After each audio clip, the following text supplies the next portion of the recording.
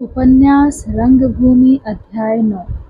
Sophia इस समय उस अवस्था में थी जब एक साधारण हंसी की बात, एक साधारण आंखों का इशारा, किसी का उसे देखकर मुस्कुरा देना, किसी मेहरी का उसकी आज्ञा का पालन करने में एक क्षण विलंब करना, ऐसी हजारों बातें जो नित्य घरों में होती हैं और जिनकी कोई परवाह भी नहीं करता, उसका दिल दुखाने के लिए काफी हो सकती थी। चोट खाए हुए अंग को मामूली सी ठेस भी असह्य हो जाती है।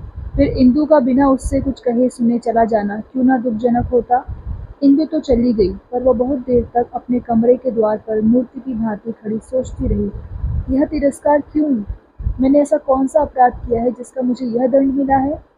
अगर उसे यह मंजूर न था कि मुझे साथ ले जाती, तो साफ साफ कह देने में क्या आपत्ति थी? मैंने उसके साथ चलने के लिए आग्रह तो किया न था। क्या मैं इतना नहीं जानती कि विपत्ति में कोई किसी का साथी नहीं होता? वह रानी है, उसकी इतनी ही कृपा क्या कम थी कि मेरे साथ हंस बोल लिया करती थी? मैं उसकी सहेली बनने के योग्य कब थी? क्या मुझे इतनी समझ भी न थी? लेकिन इस तरह आंखें फेर लेना कौन सी भलमनसी है? राजा साहब ने ना माना होगा, यह केवल बहाना है। राजा साहब इतनी सी बात को कभी अस्वीकार नहीं कर सकते। इंदु ने खुद ही सोचा होगा, वहाँ बड़े बड़े आदमी मिलने आवेंगे, उनसे इसका परिचय क्यों कर कराऊंगी? कदाचित यह शंका हुई हो कि कहीं इसके सामने मेरा रंग फीका ना पड़ जाए। बस यही बात है। अगर मैं मूर्खा रूप गुणविहीना होती तो वह मुझे जरूर साथ ले जाती। मेरी हीनता से उसका रंग और चमक उठता। मेरा दुर्भाग्य। वो अभी द्वार पर खड़ी ही थी कि जानवी बेटी को विदा करके लौटी और सोफी के कमरे में आकर बोली, बेटी, मेरा अपराध क्षमा करो, मैंने ही तुम्हें रोक लिया। इंदु को बुरा लगा, पर क्या करूं, वह तो गई ही, तुम भी चली जाती तो मेरा दिन कैसे कटता? विनय भी राजपूताना जाने को तैयार बैठे हैं। मेरी तो मौत हो जाती।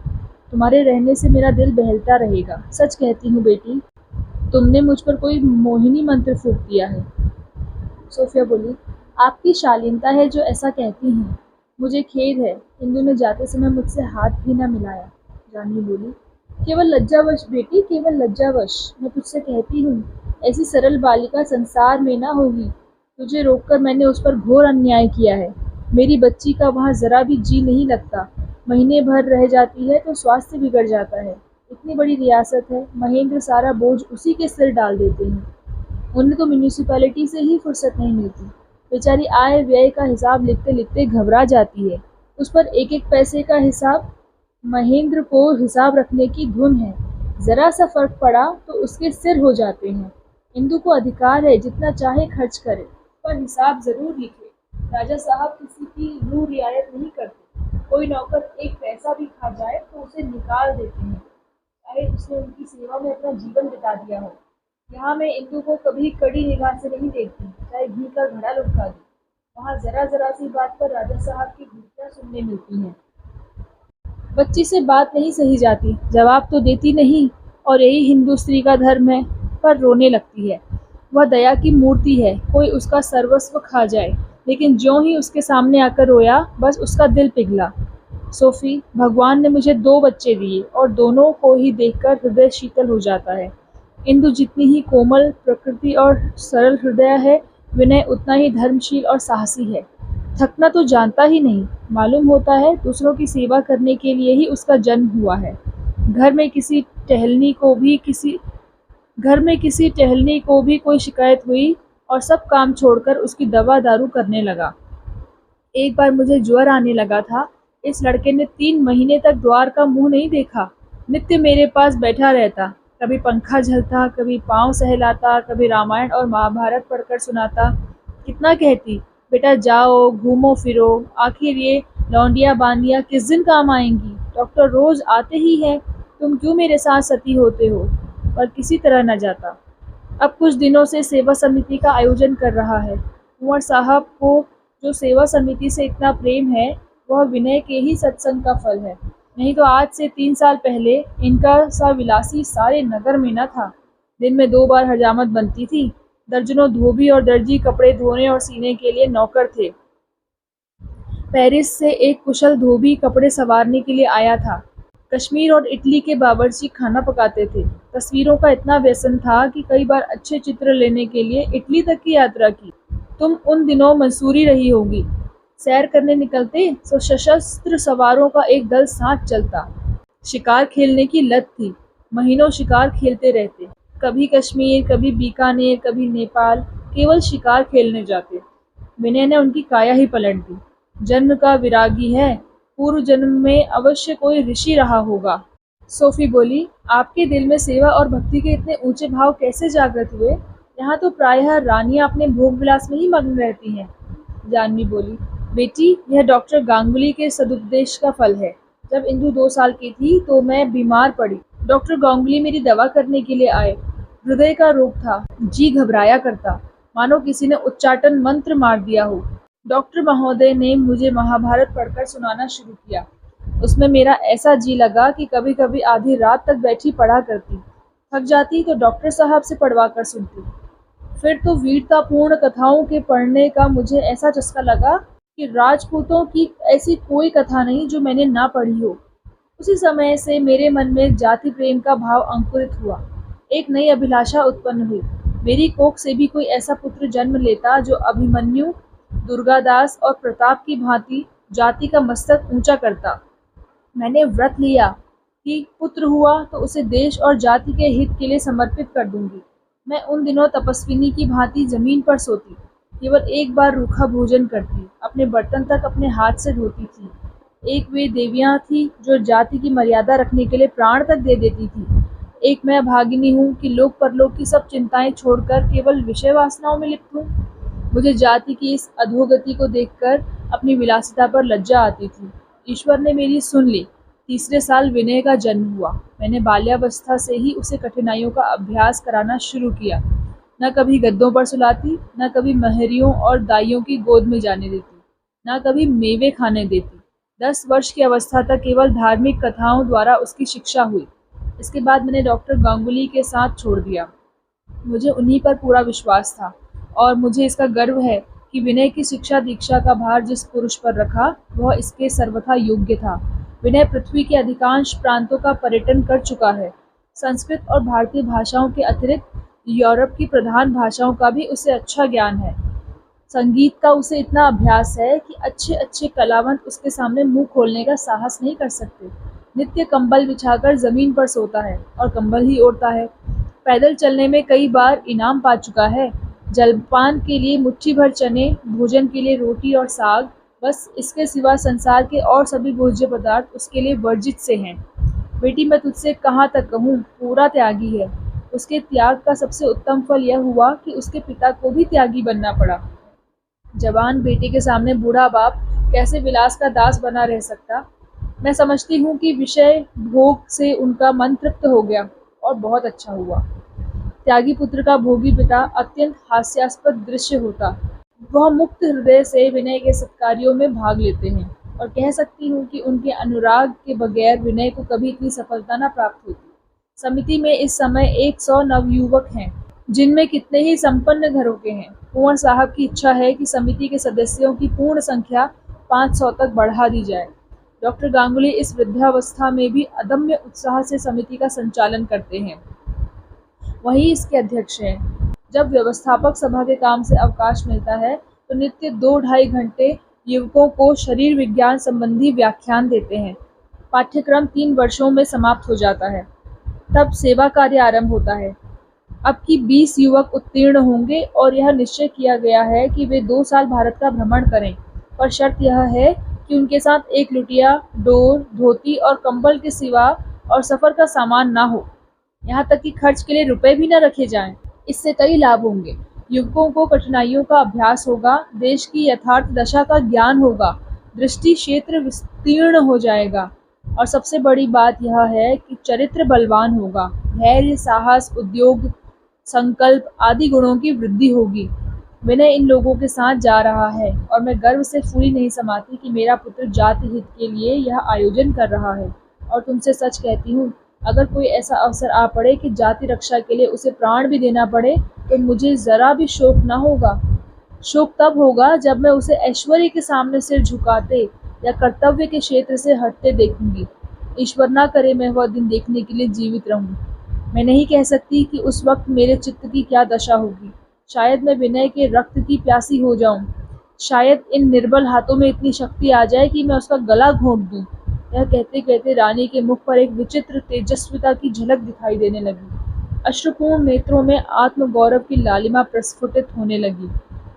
सोफिया आश्चर्य से रानी का मुंह ताकने लगी। इस कोमल काया में इतना अनुरक्त और परिष्कृत हृदय छिपा हुआ है, इसकी वह कल्पना भी ना कर सकती थी। एक क्षण में रानी ने फिर कहा, बेटी, मैं आवेश में तुमसे अपने दिल की कितनी ही बातें कह गई, पर क्या करूं, तुम्हारे मुख पर ऐसी मधुर सरलता है जो मेरे मन को आकर्षित करती है। इतने दिनों में मैंने तुम्हें खूब पहचान लिया। तुम सोफी नहीं, स्त्री के रूप में विनय हो। कुंवर साहब तो तुम्हारे ऊपर मोहित हो गए हैं। घर में आते हैं तो तुम्हारी चर्चा जरूर करते हैं। यदि धार्मिक बाधा न होती तो उन्होंने मिस्टर सेवक के पास विनय के विवाह का संदेश कभी का भेज दिया होता। सोफी का चेहरा शर्म से लाल हो गया। लंबी लंबी पलकें नीचे को झुक गई और अधरों पर एक अति सूक्ष्म, शांत, मृदुल मुस्कान की छटा दिखाई दी। उसने दोनों हाथों से मुंह छिपा लिया और बोली, आप मुझे गालियां दे रही हैं, मैं भाग जाऊंगी। रानी बोली, अच्छा, शर्माओ मत। लो, यह चर्चा ही ना करूंगी। मेरा तुमसे यही अनुरोध है कि अब तुम्हें यहाँ किसी बात का संकोच न करना चाहिए। इंदु तुम्हारी सहेली थी, तुम्हारे स्वभाव से परिचित थी, तुम्हारी आवश्यकताओं को समझती थी। मुझ में इतनी बुद्धि नहीं। तुम इस घर को अपना घर समझो। जिस चीज़ की ज़रूरत हो निसंकोच भाव से कह दो।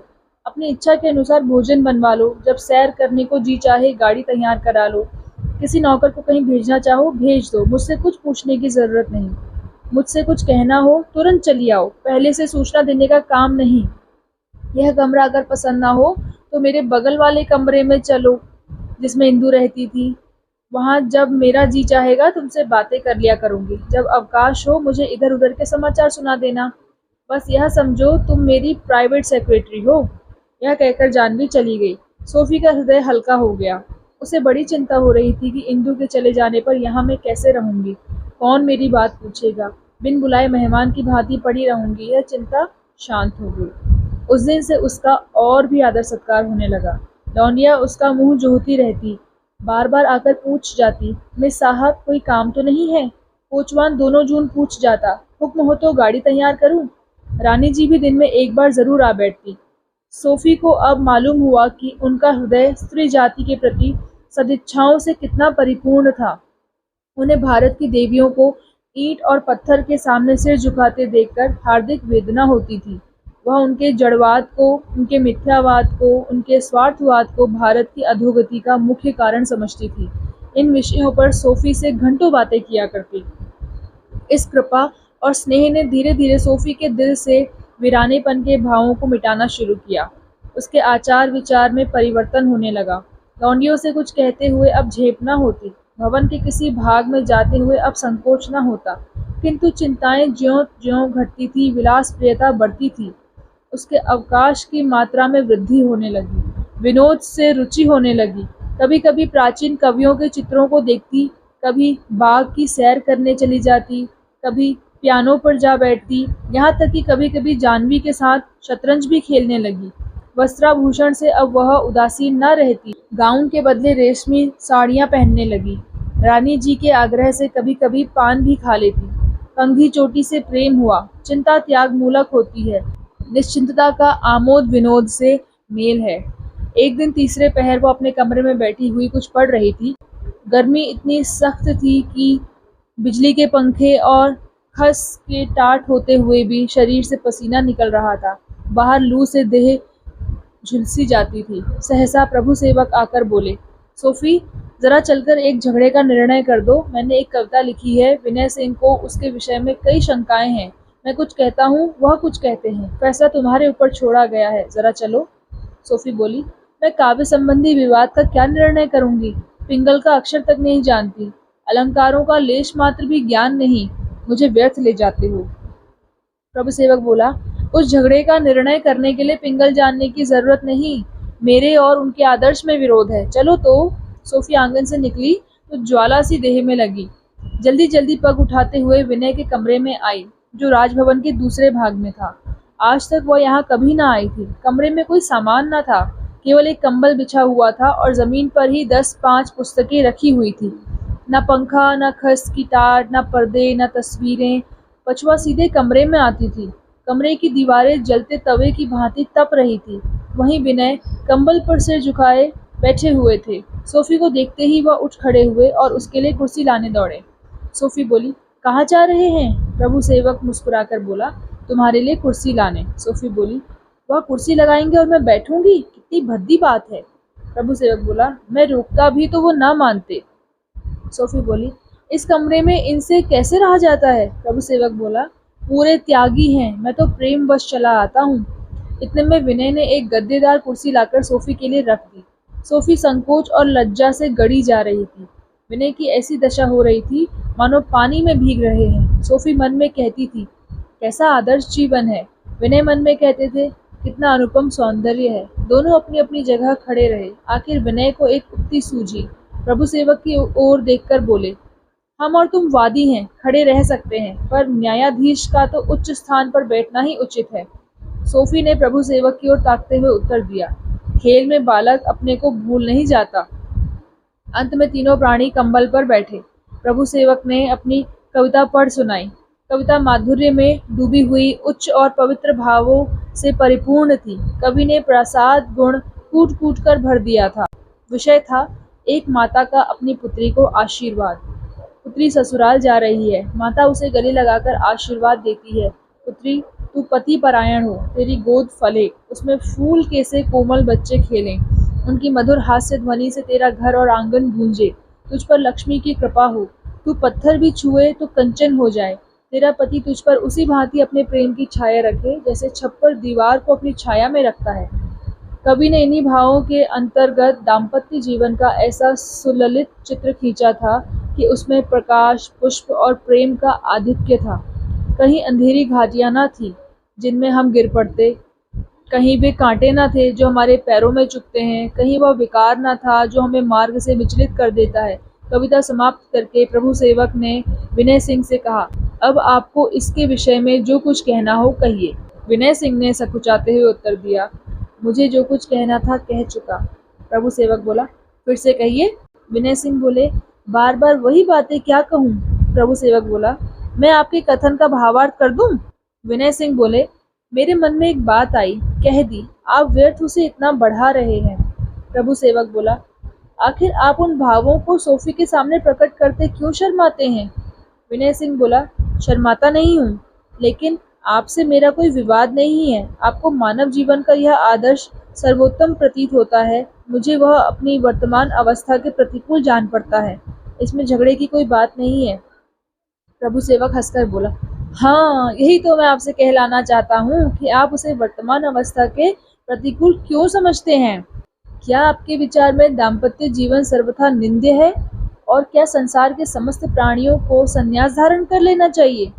विनय सिंह बोले, यह मेरा आशय कदापि नहीं कि संसार के समस्त प्राणियों को संन्यास धारण कर लेना चाहिए। मेरा आशय केवल यह था कि दाम्पत्य जीवन स्वार्थपरता का पोषक है, इसके लिए प्रमाण की आवश्यकता नहीं।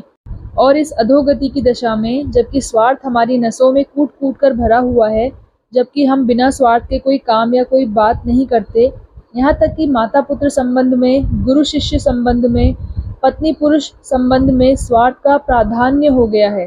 किसी उच्च कोटि के कवि के लिए दाम्पत्य जीवन की सराहना करना, उसकी तारीफों के पुल बांधना शोभा नहीं देता। हम दाम्पत्य सुख के दास हो रहे हैं। हमने इसी को अपने जीवन का लक्ष्य समझ रखा है। इस समय हमें ऐसे व्रतधारियों की, त्यागियों की, परमार्थ सेवियों की आवश्यकता है जो जाति के उद्धार के लिए अपने प्राण तक दे दें। हमारे कविजनों को इन्हीं उच्च और पवित्र भावों को उत्तेजित करना चाहिए। हमारे देश में जनसंख्या जरूरत से ज्यादा हो गई है। हमारी जननी संतान वृद्धि के भार को अब नहीं संभाल सकती। विद्यालयों में, सड़कों पर, गलियों में इतने बालक दिखाई देते हैं कि समझ में नहीं आता ये क्या करेंगे। हमारे देश में इतनी उपज भी नहीं होती कि सबके लिए एक बार इच्छापूर्ण भोजन भी प्राप्त हो। भोजन का अभाव ही हमारे नैतिक और आर्थिक पतन का मुख्य कारण है। आपकी कविता सर्वथा असामयिक है। मेरे विचार में इससे समाज का उपकार नहीं हो सकता। इस समय हमारे कवियों का कर्तव्य है त्याग का महत्व दिखाना, ब्रह्मचर्य में अनुराग उत्पन्न करना, आत्मनिग्रह का उपदेश देना, दाम्पत्य तो दासत्व का मूल है और यह समय उसके गुणगान के लिए अनुकूल नहीं है। प्रभु सेवक बोला, आपको जो कुछ कहना था कह चुके? विनय सिंह बोले, अभी बहुत कुछ कहा जा सकता है पर इस समय इतना ही काफी है। प्रभु सेवक बोला, मैं आपसे पहले ही कह चुका हूँ कि बलिदान और त्याग के आदर्श की मैं निंदा नहीं करता। वह मनुष्य के लिए सबसे ऊंचा स्थान है और वह धन्य है जो उसे प्राप्त कर ले। किंतु जिस प्रकार कुछ व्रतधारियों के निर्जल और निराहार रहने से अन्न और जल की उपयोगिता में बाधा नहीं पड़ती, उसी प्रकार दो चार योगियों के त्याग से दाम्पत्य जीवन त्याज्य नहीं हो जाता। दाम्पत्य मनुष्य के सामाजिक जीवन का मूल है, उसका त्याग कर दीजिए, बस हमारे सामाजिक संगठन का शिराजा बिखर जाएगा और हमारी दशा पशुओं के समान हो जाएगी। गृहस्थ को ऋषियों ने सर्वोच्च धर्म कहा है और अगर शांत हृदय से विचार कीजिए तो विदित हो जाएगा कि ऋषियों का यह कथन अत्युक्ति मात्र नहीं है। दया, सहानुभूति, सहिष्णुता, उपकार, त्याग आदि देवोचित गुणों के विकास के जैसे सुयोग गृहस्थ जीवन में प्राप्त होते हैं और किसी अवस्था में नहीं मिल सकते। मुझे तो यहाँ तक कहने में संकोच नहीं है कि मनुष्य के लिए यही एक ऐसी व्यवस्था है जो स्वाभाविक कही जा सकती है। जिन कृत्यों ने मानव जाति का मुख उज्ज्वल कर दिया है, उसका श्रेय योगियों को नहीं, दाम्पत्य सुख भोगियों को है। हरिश्चंद्र योगी नहीं थे, रामचंद्र योगी नहीं थे, कृष्ण त्यागी नहीं थे, नेपोलियन त्यागी नहीं था, नेल्सन योगी नहीं था। धर्म और विज्ञान के क्षेत्र में त्यागियों ने अवश्य कीर्ति लाभ किया है, लेकिन कर्म क्षेत्र में यश का सेहरा भोगियों के ही सिर बंधा है। इतिहास में ऐसा एक भी प्रमाण नहीं मिलता कि किसी जाति का उद्धार त्यागियों द्वारा हुआ हो।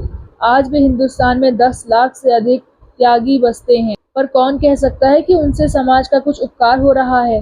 संभव है अप्रत्यक्ष रूप से होता हो, पर प्रत्यक्ष रूप से नहीं होता। फिर यह आशा क्यों कर की जा सकती है कि दाम्पत्य जीवन की अवहेलना से जाति का विशेष उपकार होगा?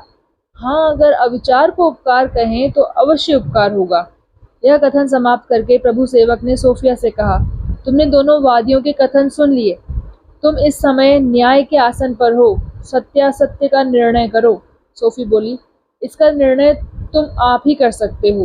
तुम्हारी समझ में संगीत बहुत अच्छी चीज है। प्रभु सेवक बोला, अवश्य। सोफी बोली, लेकिन अगर किसी के घर में आग लगी हुई हो तो उसके निवासियों को गाते बजाते देखकर तुम उन्हें क्या कहोगे? प्रभु सेवक बोला, मूर्ख कहूंगा और क्या। सोफी बोली, क्यों? गाना तो कोई बुरी चीज नहीं। प्रभु सेवक बोला, तो यह साफ साफ क्यों नहीं कहती कि तुमने इन्हें डिग्री दे दी? मैं पहले ही समझ रहा था कि तुम इन्हीं की तरफ झुकोगी। सोफी बोली, अगर यह भय था तो तुमने मुझे निर्णायक क्यों बनाया था? तुम्हारी कविता उच्च कोटि की है, मैं इसे सर्वांग सुंदर कहने को तैयार हूँ, लेकिन तुम्हारा कर्तव्य है कि अपनी इस अलौकिक शक्ति को स्वदेश बंधुओं के हित में लगाओ। अवनति की दशा में श्रृंगार और प्रेम का राग अलापने की जरूरत नहीं होती, इसे तुम भी स्वीकार करोगे।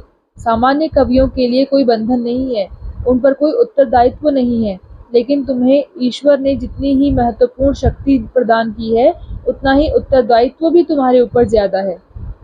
जब सोफिया चली गई तो विनय ने प्रभु सेवक से कहा, मैं इस निर्णय को पहले से ही जानता था, तुम लज्जित तो न हुए होगे? प्रभु सेवक बोला, उसने तुम्हारी मुरव्वत की है।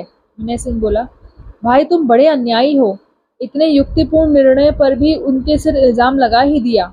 मैं तो उनकी विचारशीलता का पहले से ही कायल था, आज से भक्त हो गया। इस निर्णय ने मेरे भाग्य का निर्णय कर दिया। प्रभु, मुझे स्वप्न में भी यह आशा न थी कि मैं इतनी आसानी से लालसा का दास हो जाऊंगा। मैं मार्ग से विचलित हो गया। मेरा संयम कपटी मित्र की भांति परीक्षा के पहले ही अवसर पर मेरा साथ छोड़ गया। मैं भली भांति जानता हूँ कि मैं आकाश के तारे तोड़ने जा रहा हूँ, वह फल खाने जा रहा हूँ जो मेरे लिए वर्जित है। खूब जानता हूँ प्रभु कि मैं अपने जीवन को नैराश्य की वेदी पर बलिदान कर रहा हूँ, अपनी पूज्य माता के हृदय पर कुठाराघात कर रहा हूँ, अपनी मर्यादा की नौका को कलंक के सागर में डुबा रहा हूँ, अपनी महत्वाकांक्षाओं को विसर्जित कर रहा हूँ, पर मेरा अंतःकरण इसके लिए मेरा तिरस्कार नहीं करता। सोफिया मेरी किसी तरह नहीं हो सकती, पर मैं उसका हो गया और आजीवन उसी का रहूंगा। प्रभु सेवक बोला, विनय, अगर सोफी को यह बात मालूम हो गई तो वह यहाँ एक क्षण भी ना रहेगी, कहीं वह आत्महत्या ना कर ले। ईश्वर के लिए यह अनर्थ ना करो। विनय सिंह बोला, नहीं प्रभु, मैं बहुत जल्द यहाँ से चला जाऊंगा और फिर कभी ना आऊंगा। मेरा हृदय जलकर भस्म हो जाए पर सोफी को आज भी ना लगने पाएगी। मैं दूर देश में बैठा हुआ इस विद्या, विवेक और पवित्रता की देवी की उपासना किया करूंगा। मैं तुमसे सत्य कहता हूँ, मेरे प्रेम में वासना का लेश भी नहीं है। मेरे जीवन को सार्थक बनाने के लिए यह अनुराग ही काफी है।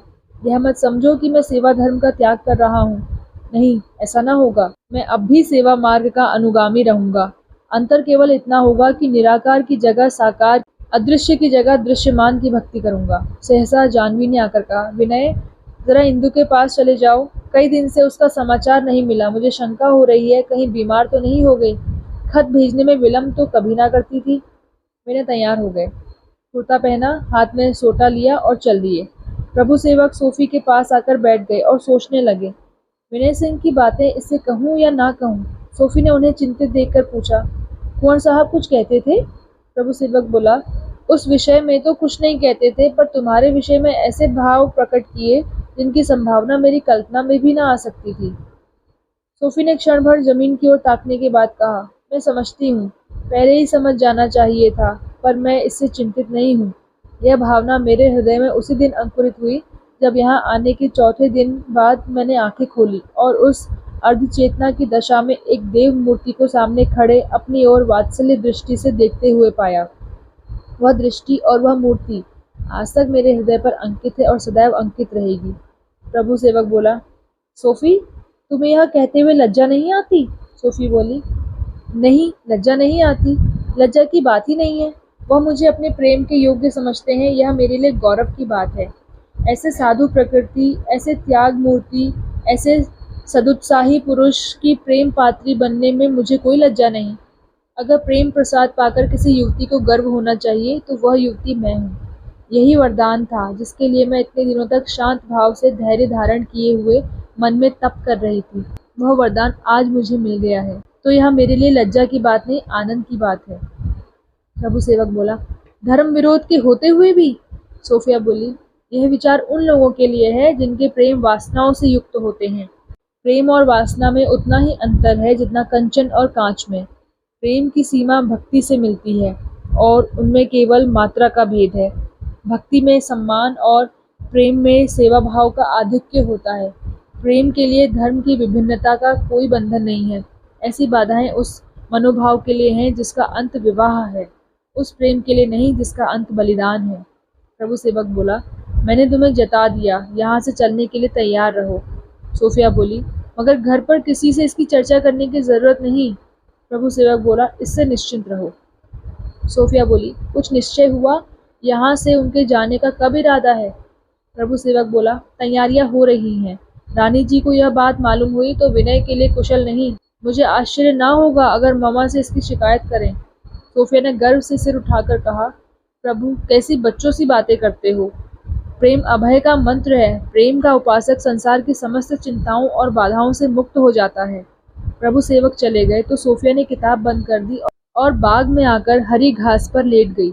उसे आज लहराते हुए फूलों में, मंद मंद चलने वाली वायु में, वृक्षों पर चहकने वाली चिड़ियों के कलरव में, आकाश पर छाई लालिमा में एक विचित्र शोभा, एक अकथनीय सुषमा, एक अलौकिक छटा का अनुभव हो रहा था। वह प्रेम रत्न पा गई थी।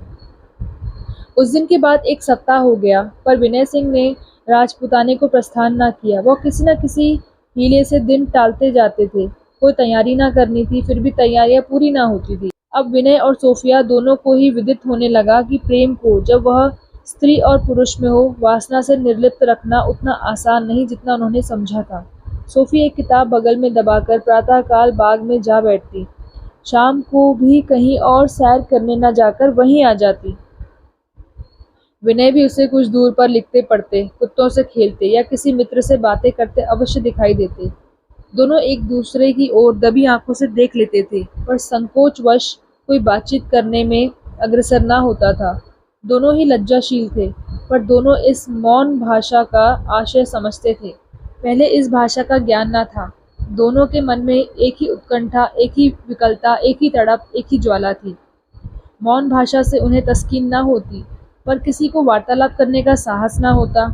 दोनों अपने अपने मन में प्रेम वार्ता की नई नई उक्तियां सोच कर आते और यहाँ आकर भूल जाते।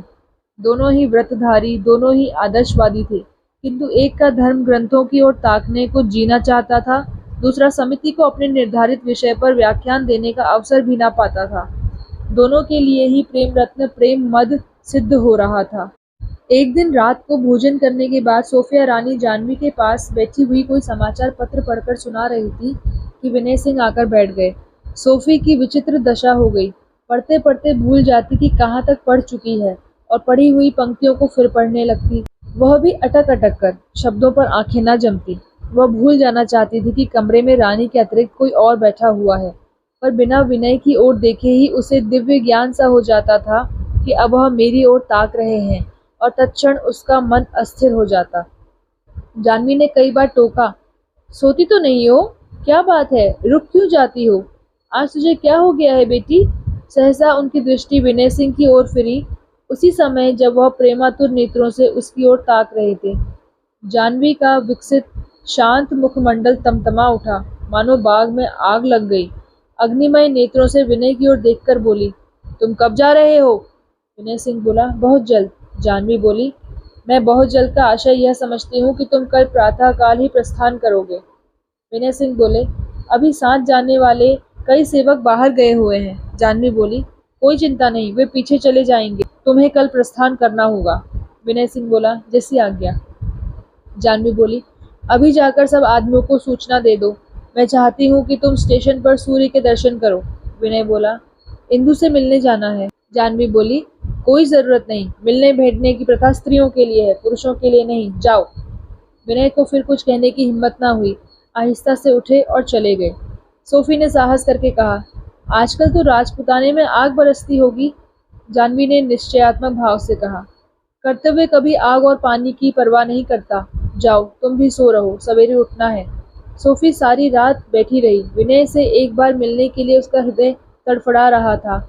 आह, वह कल चले जाएंगे और मैं उनसे विदा भी ना हो सकूंगी। वह बार बार खिड़की से झांकती कि कहीं विनय की आहट मिल जाए। छत पर चढ़कर देखा, अंधकार छाया हुआ था। तारागण उसकी आतुरता पर हंस रहे थे। उसके जी में कई बार प्रबल आवेग हुआ कि छत पर से नीचे बाग में कूद पड़ूं, उनके कमरे में जाऊं और कहूं, मैं तुम्हारी हूं। आह, अगर संप्रदाय ने हमारे और उनके बीच में बाधा ना खड़ी कर दी होती तो वह इतने चिंतित क्यों होते?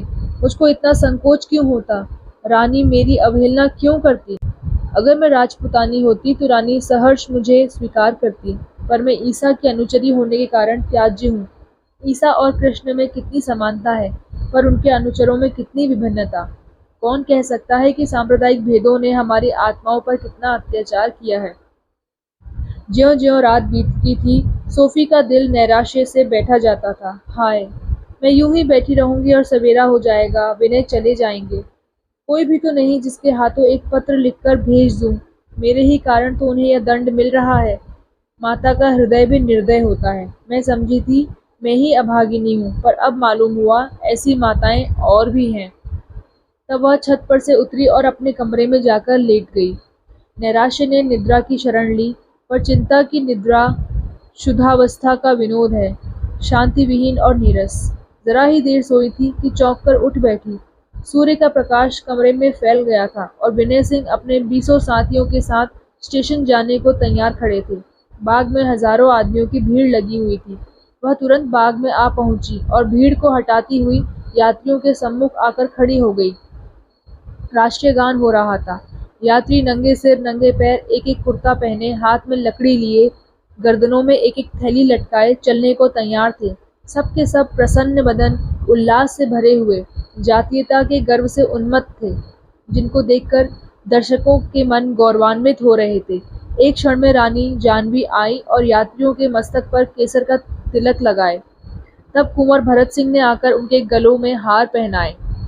इसके बाद डॉक्टर गांगुली ने चुने हुए शब्दों में उन्हें उपदेश दिया। उपदेश सुनकर यात्री लोग प्रस्थित हुए। जय जयकार की ध्वनि सहस्र सहस्र कंठों से निकलकर वायुमंडल को प्रतिध्वनित करने लगी। स्त्रियों और पुरुषों का एक समूह उनके पीछे पीछे चला। सोफिया चित्रवत खड़ी यह दृश्य देख रही थी। उसके हृदय में बार बार उत्कंठा होती थी, मैं भी इन्हीं यात्रियों के साथ चली जाऊं और अपने दुखित बंधुओं की सेवा करूं। उसकी आंखें विनय सिंह की ओर लगी हुई थी। एकाएक विनय सिंह की आंखें उसकी ओर फिरी। उनमें कितना नैराश्य था, कितनी मर्म वेदना, कितनी विवशता, कितनी विनय। वह सब यात्रियों के पीछे चल रहे थे, बहुत धीरे धीरे, मानो पैरों में बेड़ी पड़ी हो। सोफिया उपचेतना की अवस्था में यात्रियों के पीछे पीछे चली और उसी दशा में सड़क पर आ पहुंची। फिर चौराहा मिला, इसके बाद किसी राजा का विशाल भवन मिला, पर अभी तक सोफी को खबर ना हुई कि मैं इनके साथ चली आ रही हूँ। उसे इस समय विनय सिंह के सिवा और कोई नजर ही ना आता था। कोई प्रबल आकर्षण उसे खींचे लिए जाता था, यहाँ तक कि वह स्टेशन के समीप के चौराहे पर पहुंच गई। अचानक उसके कानों में प्रभु सेवक की आवाज आई, जो बड़े वेग से फिटन दौड़ाए चले आते थे। प्रभु सेवक ने पूछा, सोफी, तुम कहाँ जा रही हो? जूते तक नहीं, केवल स्लीपर पहनी हो। सोफिया पर घड़ों पानी पड़ गया। आह, मैं इस वेश में कहाँ चली आई, मुझे सुधी ही ना रही। लजाती हुई बोली, कहीं तो नहीं? प्रभु सेवक बोला, क्या इन लोगों के साथ स्टेशन तक जाओगी? आओ, गाड़ी पर बैठ जाओ, मैं भी वहीं चलता हूँ। मुझे तो अभी अभी मालूम हुआ कि ये लोग जा रहे हैं। जल्दी से गाड़ी तैयार करके आ पहुंचा, नहीं तो मुलाकात भी ना होती। सोफी बोली, मैं इतनी दूर निकल आई और जरा भी ख्याल ना आया कि कहाँ जा रही हूँ। प्रभु सेवक बोला, आकर बैठ जाओ ना, इतनी दूर आई हो तो स्टेशन तक और चली चलो। सोफी बोली, मैं स्टेशन ना जाऊंगी, यहीं से लौट जाऊंगी। प्रभु सेवक बोला, मैं स्टेशन से लौटता हुआ आऊंगा, आज तुम्हें मेरे साथ घर चलना होगा। सोफी बोली, मैं वहां ना जाऊंगी। प्रभु सेवक बोला, बड़े पापा नाराज होंगे, आज उन्होंने तुम्हें बहुत आग्रह करके बुलाया है। सोफी बोली, जब तक मम्मा मुझे खुद आकर ना ले जाएंगी, उस घर में कदम ना रखूंगी। यह कहकर सोफी लौट पड़ी और प्रभु सेवक स्टेशन की तरफ चल दिए। स्टेशन पर पहुंचकर विनय ने चारों तरफ आंखें फाड़ फाड़ कर देखा, सोफी न थी। प्रभु सेवक ने उसके कान में कहा, धर्मशाले तक यूं ही रात के कपड़े पहने चली आई थी, वहां से लौट गई। जाकर खत जरूर लिखिएगा, वरना वह राजपुताने जा पहुंचेगी। विनय ने गदगद कंठ से कहा, केवल देह लेकर जा रहा हूँ, हृदय यहीं छोड़े जाता हूँ।